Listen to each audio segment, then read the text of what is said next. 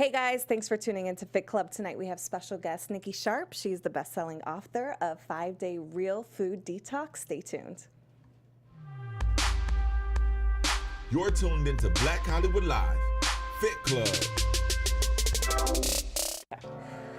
All right, you guys, I am excited, and I'm loving this tune that we have in the background. What did you say it was? Havana? Havana. Havana. Makes me want to go to Cuba. It does. And tonight I have special guest Nikki Sharp. She is a wellness expert, best-selling author, and many, many other things. And she's going to give us the lowdown on her book, The 5-Day Real Food Detox, along with, you have a second book coming up. I do have a that second she book. might be able to spill some tea on. And she has a lot of other things going on that we will get filled in on tonight. So I'm excited. You guys can find me online at fitwithfallon.com or at fitwithfallon across all social media. And if people want to check you out while they're listening on the show tonight, where can they find you? NikkiSharp.com and at Nikki Sharp on Instagram. All right, so I just kind of want to tell people how I met you. So you are kind of head of marketing or social media over at Tantris, which is Russell Simmons' yoga studio. Now, you're a yoga teacher too, is that correct? I am. Okay, so you are just a woman of many facets. You have a lot going on. Yeah. So how did you get that role? Oh my goodness. Do you want the short version or the long version? No, I'll give you the short. So the short version is I built my own brand, and companies started to notice that, because when you do everything on your own and you build a brand, it shows that you know what you're doing. So Russell Simmons is a good friend of mine, and I was giving him some pointers on his Instagram one day. And what pointers did you give him? Oh, Because God. this would be interesting to hear. Stop. He's going to hate me for this. I was telling him to basically stop being so bipolar with everything that he posts. So my big tip for anyone listening is... I'm going to write this down. I need to up my social media skills. Is really to focus on one or two things that you want to promote, and you can switch things out each week, but don't try to post everything all at once. Every day. Yeah. Okay. So if you follow him, and I love him, he's so passionate about everything, and he posts everything all in one day after day. Yeah. And so I was kind of giving him some pointers, and then I had visited his yoga studio Tantris in November. I took some beautiful photos. He reposted them. And then, all of a sudden I was kind of in the running to do social media, where it was like, oh, okay. And I love it though, because I call it my side hustle, in that I do consulting for companies and brands and individuals who want to up their game on social media and monetize it, and really need to understand where their brand's going and how social media affects it. So how did you get your brand to where it is? Because I remember the first time I went onto your page and I'm like, whoa, like how did I not know about you, and why is everybody in the world following you? And then after watching your stories, I kind of like had a girl crush on you. I'm like, you're cooking in the kitchen and you're like beautiful, but then like you're authentic. Like I just remember seeing one post of you, and like you were very just open about like cellulite and bad lighting. And I'm like, that post. This is my girl. Like, yeah. What made you be so open and honest and authentic on social media? I love that question, and thank you for asking it. I think it's really important for people to understand that social media is a tool to share our lives, but we don't post anything that makes us look bad. Most people don't. And it's true. Like, to be honest, like just about myself, I'm into health and fitness, and I'm a trainer, and I personally, like, I won't post a video if I look fat. Of course. I mean, and that's everyone. And it's bad, because it's like I'm trying to get myself out of that. Yeah. I am curvy, and I feel like I usually get a lot of followers because I don't look like the typical trainer, but I find myself not truly being authentic. So how do you... I was going to say, being authentic and sharing your struggles is key. I come from the world of modeling way back when I was modeling, lived in 7 countries. Thank God we didn't have any social media during this point. And I remember just getting out of that world and getting into the health world and struggling with body image and what I was eating. And I remember looking up to people like Giselle and Miranda Kerr and supermodels that, were in my realm of who I looked up to, and just thinking, you know what, I just wish that I knew that they had a bad day, that they ate like shit, and that they overcame it, and no big deal. And I'm like, I just so need to hear that, but nobody was coming out and saying that. It was this very perfect image. And I remember saying, if I ever become famous, I will be that girl that shares my struggles. And I never ever thought that actually that would come true, to the point where, you know, I did become well known, and You're verified. You're good. I'm verified. I'm verified, therefore She I has the am. check.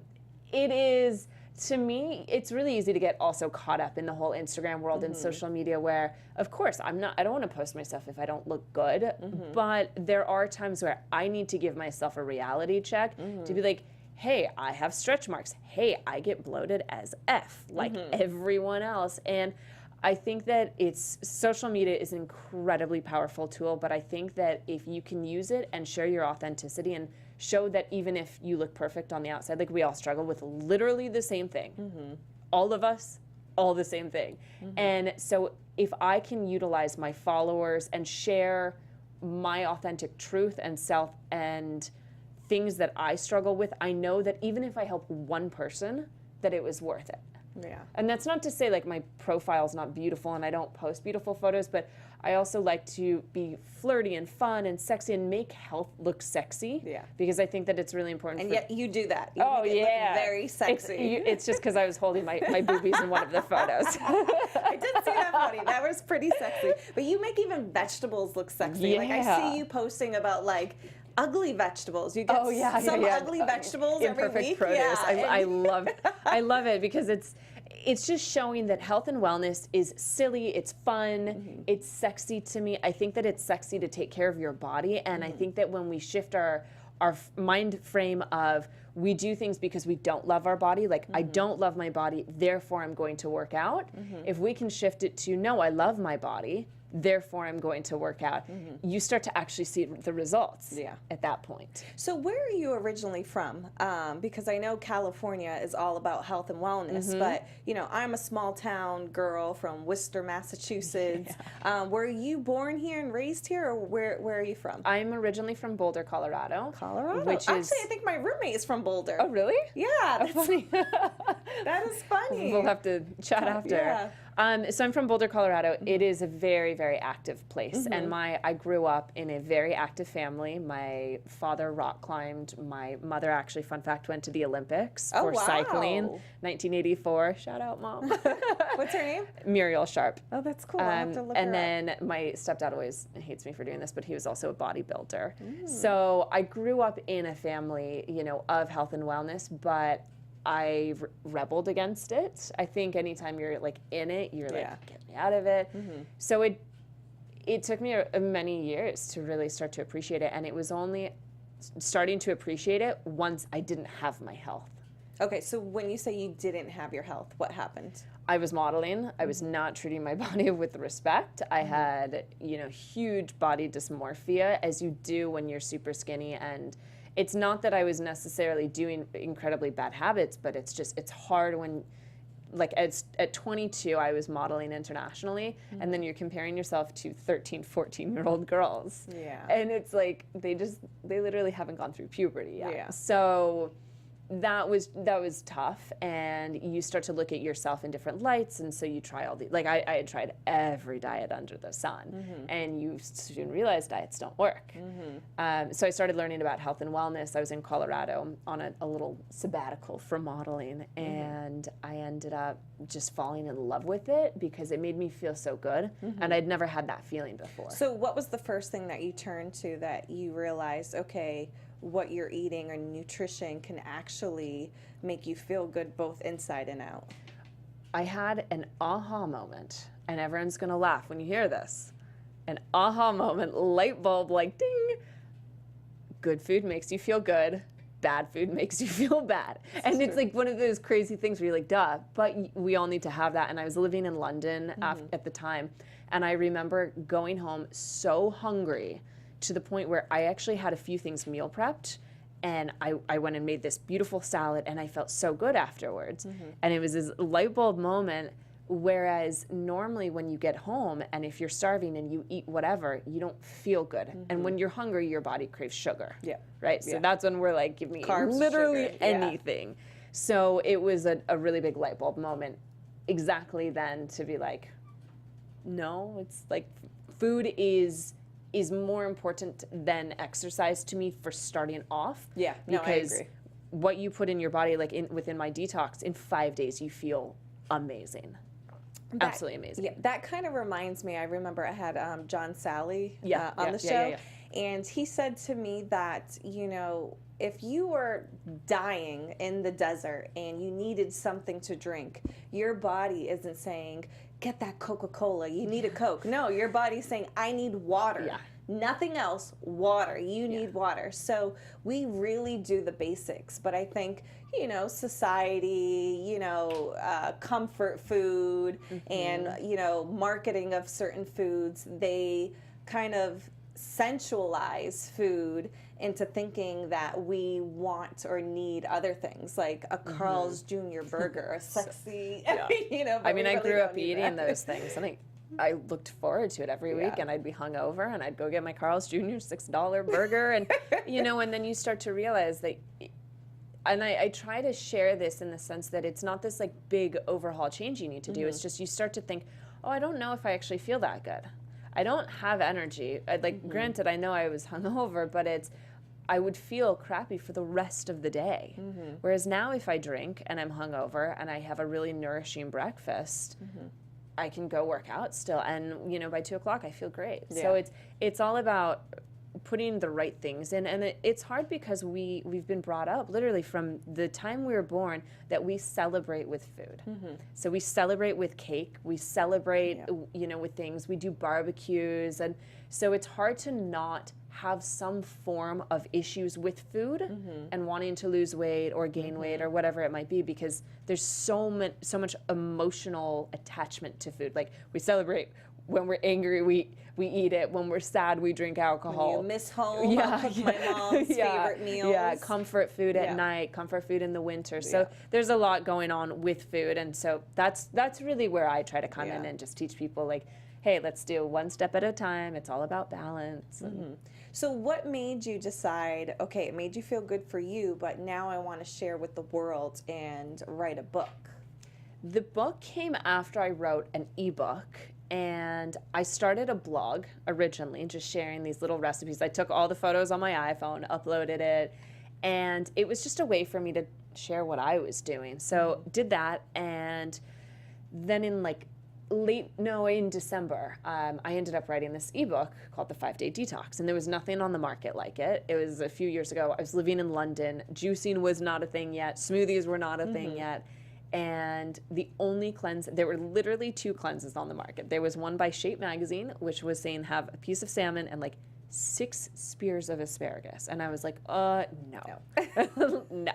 And then the other one was the Gwyneth Paltrow Clean Detox, which is like $400, 21 days of like pills or something, and I'm like a broke model and I want to eat food. So I wrote my own. I knew about nutrition at the time, so I wrote it. I started selling it. It was 5 pounds, which translated to $8. And I started selling it on my Instagram, and people saw incredible results. Like, you can lose up to 13 pounds in 5 days. And I think we actually have some before and after photos that we can put up on the screen. So if you're watching, you can actually see the before and after photos of people. I think I saw one woman who dropped like 10 pounds in 5 days. There we go. 130 to 120 pounds. You can physically see her abs. I mean, people see incredible results. So I sold this as an ebook, and then it kept selling, and it kept selling, and then eventually you're like, okay, I guess I'll do something more with it. And I ended up signing an incredible book deal with Random House, which was always a dream of mine. And so I signed a 2-book deal. I'm doing my 2nd book now. And then I also created an app for it, which went #1 in 6 countries in 24 hours. Good for you. 24 hours? Wow. Good for you. So that's the kind of the really short version. And I'm not a huge salesperson. I'm not in your face being like, you need to do this. I let the product speak for itself, and I'd rather you do it when you feel ready because at the end of the day, I think of it like the event detox. If you have an event coming up, you're going on vacation, or even you just came back from vacation, you're going to prom, you're going to the red carpet. Like I have a lot of celebrity clients who will do it before a red carpet event for 5 days, and then they go in and, you know, they feel amazing, their skin is glowing. So tell us, if you can, just a little sneak tea, I guess you can spill for us about your new book coming out. I'm so excited for this one. So this book is all about meal prepping, and I'm really surprised that a lot of people know about it, and yet a lot of people don't know about it. So I break it down into a 4-week diet plan, and I don't really like the word diet. You know, there's negative connotations with it, but it's a 4-week diet plan, and it's all about meal prepping and how to see results meal prepping week per week, you know, spending a Sunday afternoon really breaking it down into like what containers to use, what are the steps, like when should you start doing X, when do you do Y. So it's an amazing book, and I'm actually doing the photo shoot for it starting on Saturday. Yay. Yeah. So when you're meal prepping, do you even give like specific foods? Oh yeah, Okay. like So full recipes. So good. it's 4 weeks of breakfast, lunch, dinner, snacks. You do get to have dessert on it too. Good. I talk about different teas and like making your own almond milk, and it's kind of like 4 books in one in a sense, because it's a really big informational book when it comes to just health and nutrition. Then it goes into superfoods. I break it down into what's a super vegetable, super fruit. What's a super vegetable? I never heard of a super I know, vegetable. because that's I'm coining the term. So what I'm phrasing it as super fruit, super vegetable. Like you've heard super ingredients or super foods, superfoods. So I took it being like, well, spirulina and chia seeds, I don't want to live on for the rest of my life. So to me, that's actually a super ingredient, because you would not, like, if I give you turmeric, you're like, no, thank you. But you know it's good for you. Yeah. And I mean, science has proven over and over again, like we know that chia seeds are incredibly high in calcium and iron, magnesium. We know that spinach is good for us. We know that blueberries are good for us. We know that basil and cilantro are incredibly good, right? So it's just breaking it down into, not saying that there are bad vegetables or bad fruits, but it's saying that there are certain fruits and vegetables, certain grains, certain herbs and spices that have incredibly detoxifying effects, no matter, you know, what time of day you're eating them. So I break it down into, if you pair, you know, things like spirulina in a certain, we'll say turmeric, in a certain salad dressing with lemon, and you put it with spinach, and then you put it with a super grain like quinoa, you have a super meal, which means that it is incredibly nourishing. It's high in antioxidants, minerals, nutrients, vitamins. So it's going to reduce cravings. It's going to help you beat the bloat, and then you will see weight loss. Nice. I cannot wait now to get my hands on all these superfoods and super greens. So being that you have all these superfoods, are there any vegetables or fruits that you actually don't recommend? Or, because I've heard, you know, a study saying, you know, you shouldn't eat bananas because they're high on the glycemic index. Or, you know, I went to like NutriShop and got a meal plan, and they said no carrots because, you know, so even I, as a trainer, get confused. Okay, what should I eat? What shouldn't I eat? Are all vegetables and fruits the same, or are there some that you do not recommend to eat? This is the interesting thing about nutrition for me, is we know so much now. We know so much more than we did 10 years ago. And yet with that knowing more comes actually more confusion. Yeah, overload. Right? Total overload. So you're like, should I be paleo, raw, vegan, raw till 4? I'm so confused myself. Should I eat, like Giselle and Tom don't eat nightshades? Is that good? So, okay, my theory on all of this. Wait, what's a nightshade? That's things that grow in the night. So like eggplants, tomatoes. Oh. Yeah, so they say that they're very high in acid and they don't break down in your body. And, you know, no, eat your nightshades. Okay. Eat your nightshades. Okay, so to make it really simple, I actually would say look at your lifestyle. Don't worry about whatever diet is out there. If you eat meat right now, I'm going to say let's at least make it everything organic as possible, and let's start to just transition into eating more whole foods. So I actually don't care if you want to eat bananas and sweet potatoes, fantastic. I'd rather you eating those than process something that says gluten-free, this, that, the other. Like, eat the real foods. I think that all fruits and vegetables are incredibly nourishing. They're all good for you. We have them all for a reason. Yes, we know that certain things, the really highly pigmented fruits and vegetables are going to be the best for you. So I always try to say, like, beets and carrots and turmeric root, spinach, anything that can almost stain your clothing, strawberries, high pigments are going to be really, really high in antioxidants. That's a good tip. Right? So focus on that, and then don't not eat bananas because you've heard that, they're bad for you. But I'd say don't eat 4 bananas in a day calling it a meal. Yeah. Instead, pair it with, some almond butter, put some almond milk, homemade almond milk that you've made, throw in vegan protein powder or, whatever protein powder you want. If you're going to do a really quick smoothie, throw in some blueberries because we know they're really good for us. And suddenly you have a more complete meal versus just eating bananas, and then you're going to be hungry. It spikes your blood sugar. Yeah. It's also, like, I hate to say it, but it's kind of common sense. Yeah. Like, if you hear, like, all of a sudden bananas are bad for you, and you're like, all right, that's it. No more bananas. Yeah.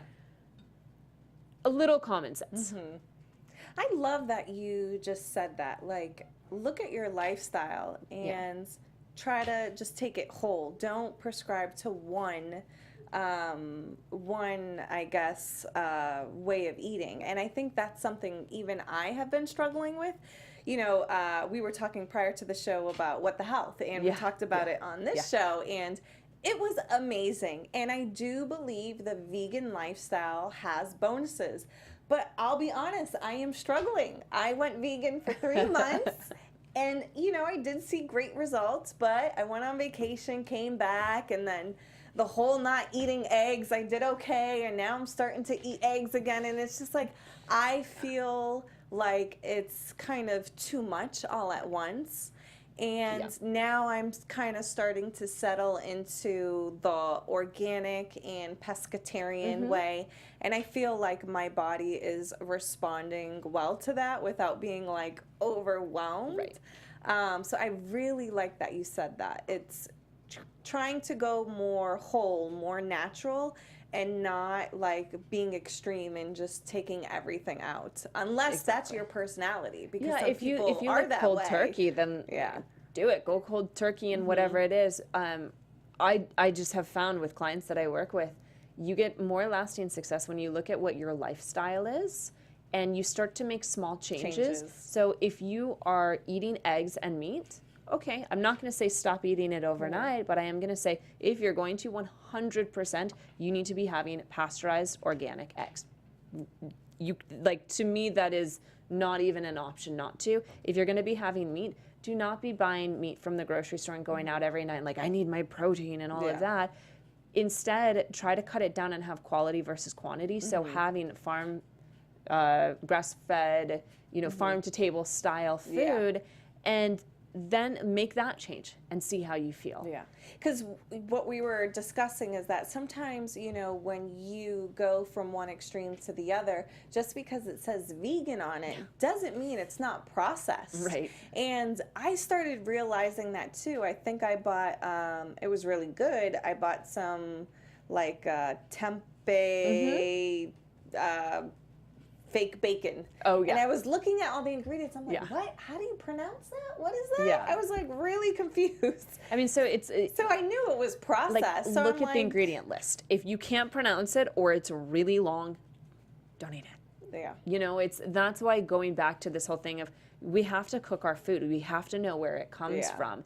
And if you're saying like, oh, I don't have time, okay, you might not have time now, but you eventually will probably get sick in some form or another. Yeah.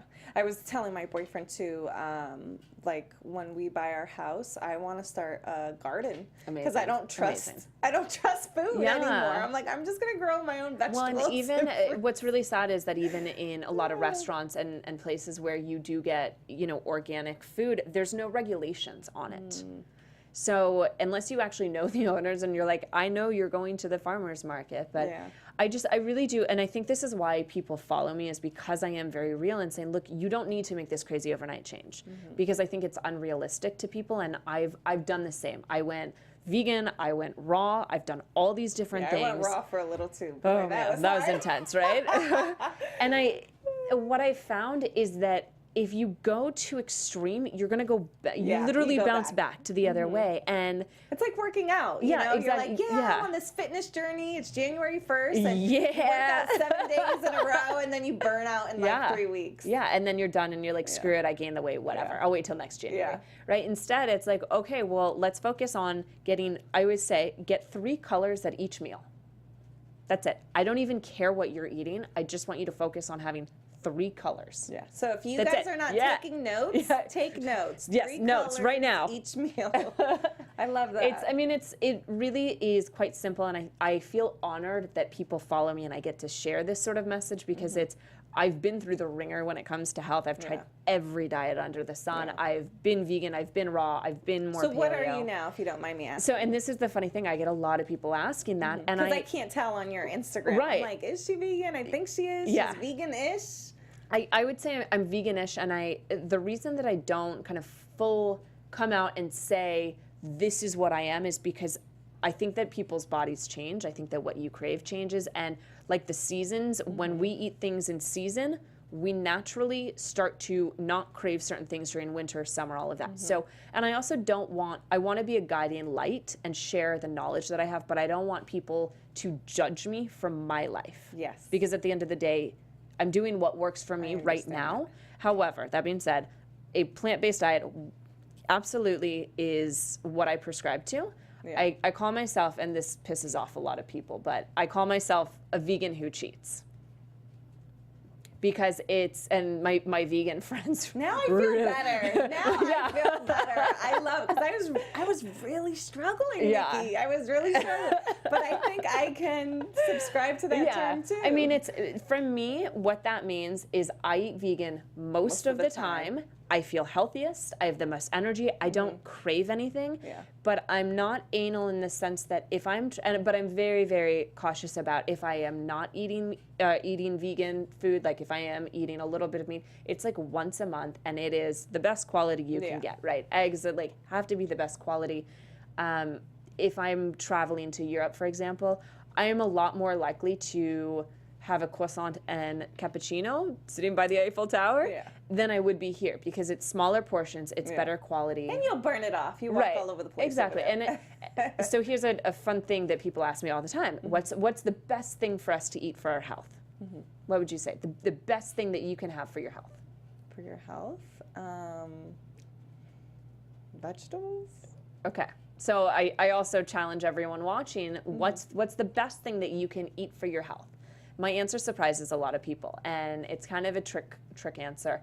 I always say positive thoughts, because a positive thought or a stressful thought is going to affect you far more than the actual food that you eat. I agree, and this is, if you're religious or not, but I always pray before I eat. And it's not so much to bless the food, but it's to get my mind in the right mind frame before I consume that food, because I want to make sure that this food, when I take it in, it is going to nourish me the way it is meant to. I love that.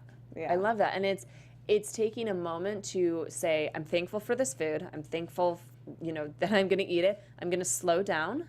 And like if you're walking across the street eating a sandwich, you are not digesting that food. Sorry, you're not. It is incredibly important just to slow down, to appreciate, to get off your phone while you're eating, to get, stop watching the TV, to actually pay attention to what we're eating. And so if we're stressing about, oh my God, if you're vegan for ethical reasons, fine. I also do believe, we need to stop killing all of these animals. We need to stop mass doing, it's terrible. And that I'm very, very pro for more of a plant-based diet. I think that people trying to go into a plant-based diet literally overnight, it's not going to happen. So the best we can do is educate. And something like What the Health for me is, it's educational, but it was sensationalized. Which I get and I understand, and a lot of people are going to then eat vegan after that. But I think that it's also teaching people, if you're going to become plant-based or vegan, is you need to eat real foods. Yeah. You need to eat non-processed shit. Just because Yeah. you're vegan does not mean you're healthy at all. Like, I coach a lot of clients who are vegan, but it's going back to this thing of we know inherently fruits and vegetables are good for us.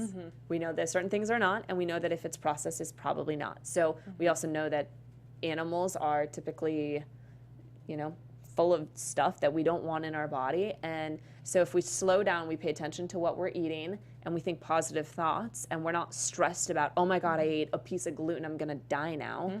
That's gonna affect you more than the gluten will. Yeah, it does. And I remember being in Paris, and I was eating, actually don't remember what I was eating specifically, but a guy came up to me. It was. A guy came up to me and he said, "You're American, huh?" And I was like, "How did you know?" He was like, "You take pictures of everything you've been eating." And that really opened my eyes. Like, you know what? Just because I take a picture doesn't mean I'm enjoying my food. I'm not paying attention to my food. So now, I try not to take so many food porn selfies. I'm like, okay, put the food down. I love that you just called it that. And really try to take in the food. I try to shut the TV off. Beautiful. Some of the things that you and kind of just said. It can be hard, I know. But I love that you're doing that, and I love that it's like the food porn. What makes me laugh is when I started my Instagram account, I have a few different ones, which is random. I have like a travel one and all of that. Oh. I started my big one, which became big unbeknownst that I didn't know that it would, but I started that because people were actually yelling at me to stop posting photos of my food. No joke. And I was like, fine, I'll open a new account. And I did. And then now it's like this trendy thing. And as you can see, it's like we're actually kind of trending away from that, where people are like, okay, stop, we get it. Like, you're taking photos of your food. Yeah. Great. Can you just, like, how annoying is it to be at that table with someone who's like, wait, hold on. No, sorry, you can't. No, we gotta move the lettuce and make the tomato look sexy and like put a nice filter on it. All right, so I guess what are your tips on foods to eat on the go? Let's say if you didn't have time to meal prep. What is something that you can throw in your bag or you can pick up that you would recommend that's good for you to kind of hold you over until you get home? Because I find that most of my clients that I train, or even myself, that's what I struggle. If you open up my purse right now, I think I have a banana and a LaCroix. Good. Nice.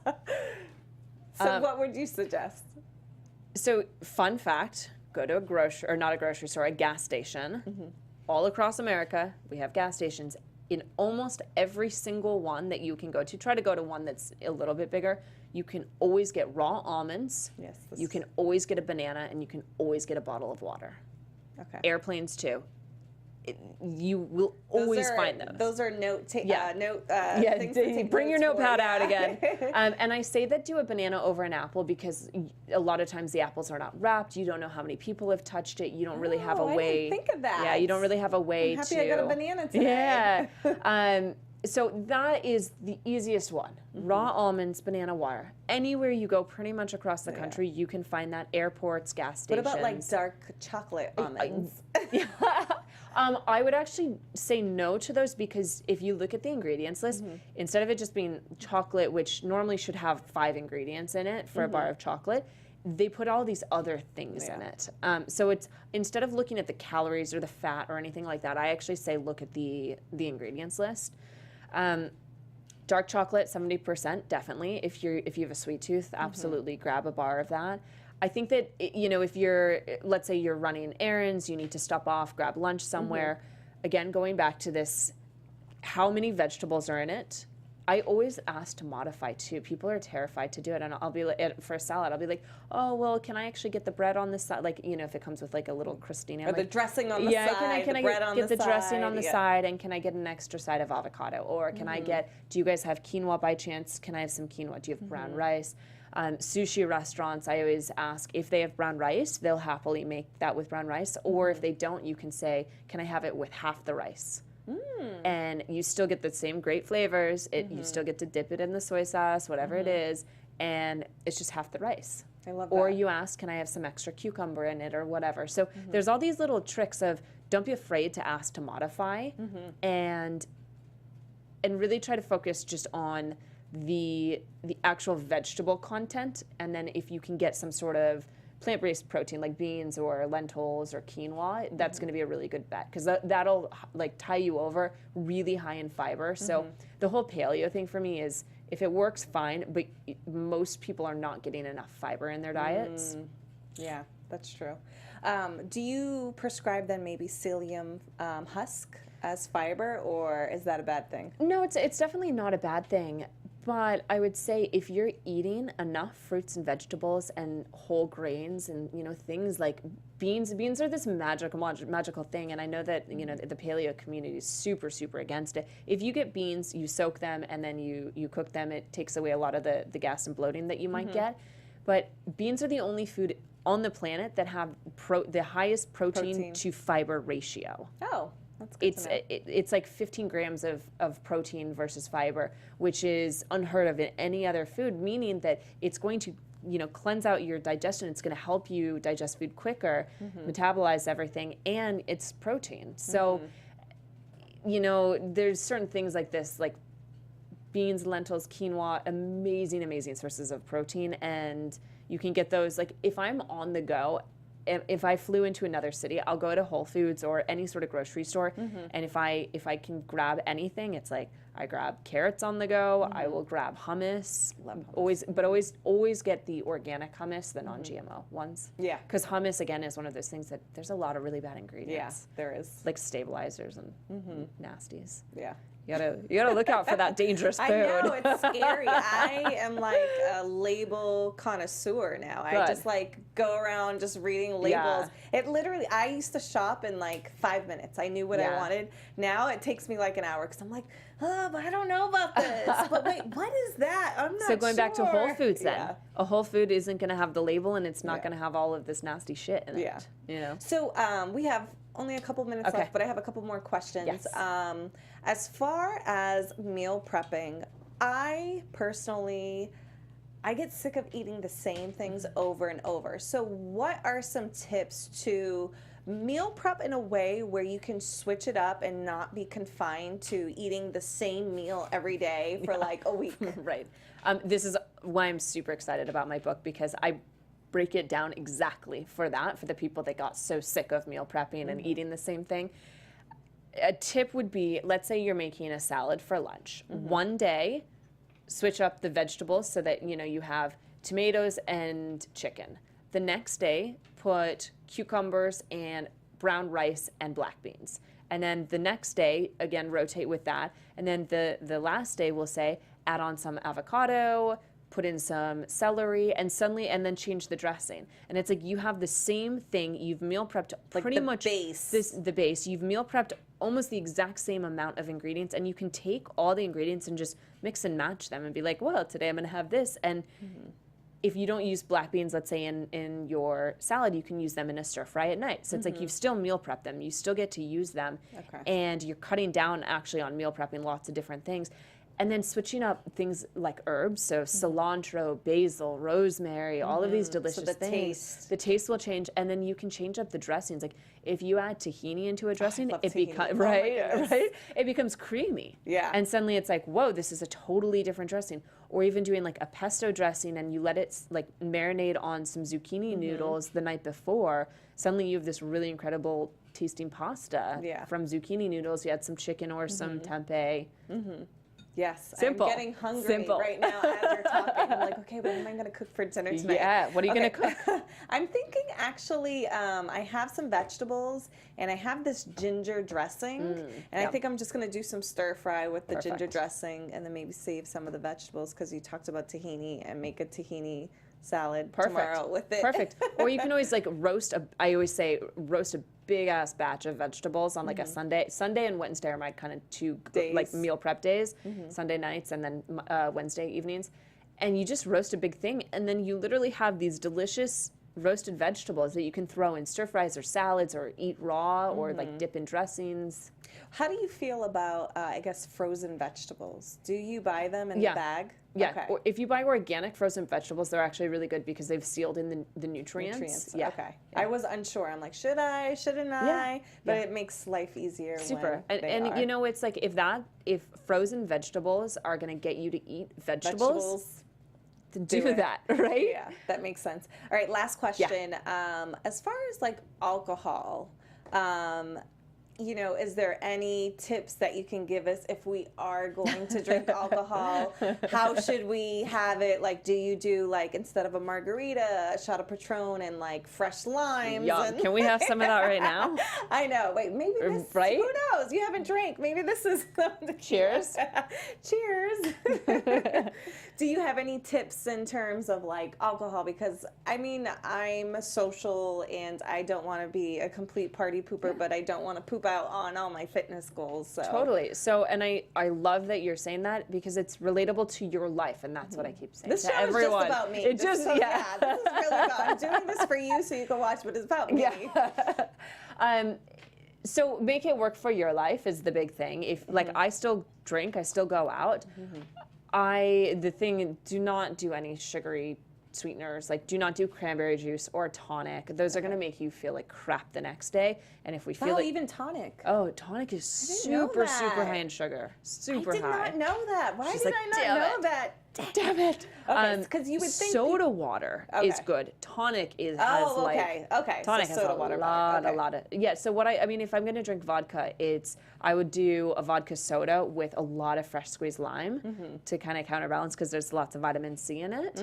I think red wine is a really beautiful thing. White wine tends to have a little bit more sugar. Yeah.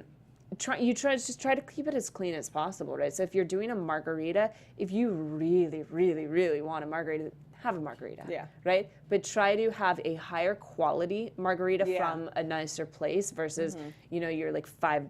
The house. The house margarita. Like that's gonna make you feel like shit. What I do too is I try to, like you said, buy the nicer margarita, but I'll ask them to put like double the shots, so that way I don't have to put in 2 margaritas into my body. I love it. You like get a better bang for your buck and your calories. What you can do, you can do that and then just ask them to put maybe more soda water instead of the the sour, the sweet and sour. Yeah. So most sweet and sour mixes that they do, they did not make it themselves, which means that it's really bad. So you can just say, can you please make it less sweet? Add some soda water, add some extra lime, and then eventually you would just take out the sweet and sour, or you just say, can you do like a splash of it? Splash. That's good. A splash.